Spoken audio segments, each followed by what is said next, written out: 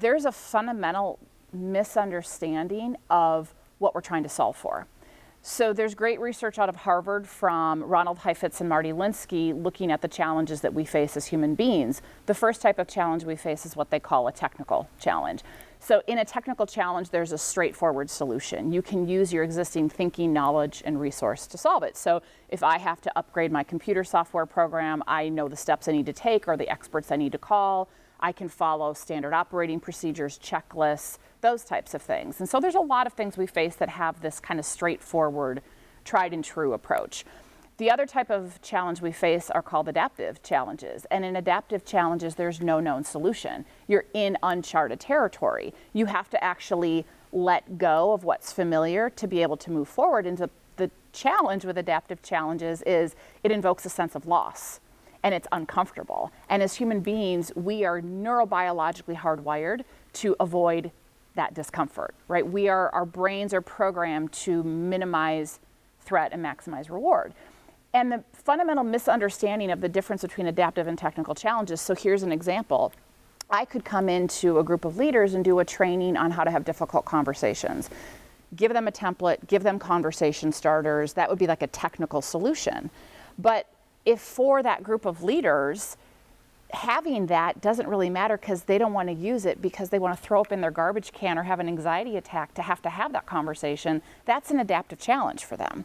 And what happens is that until we address the adaptive nature, the discomfort, the shift of mindset that's required to move forward, all of those technical solutions aren't going to be able to be leveraged and applied. And so we end up jumping for quick fixes or technical fixes for what are largely adaptive challenges.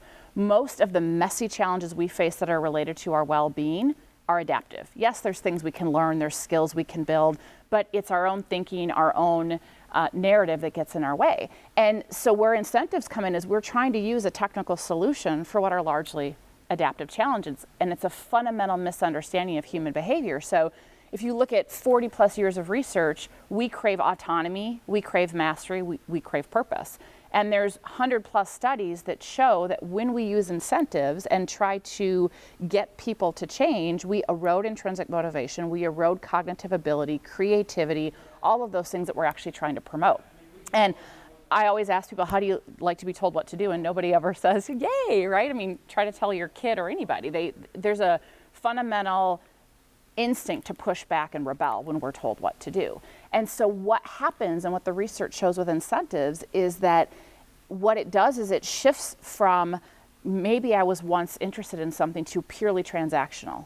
What's the minimum thing I have to do to meet your requirements, to comply, and then move on with my life? And so what we get with incentives is compliance, but we actually erode engagement. So you have to use more and more and more over time. And so I think this whole misunderstanding with incentives is not understanding really the complexities of what it means to be human and treating humans more like predictable, controllable machines.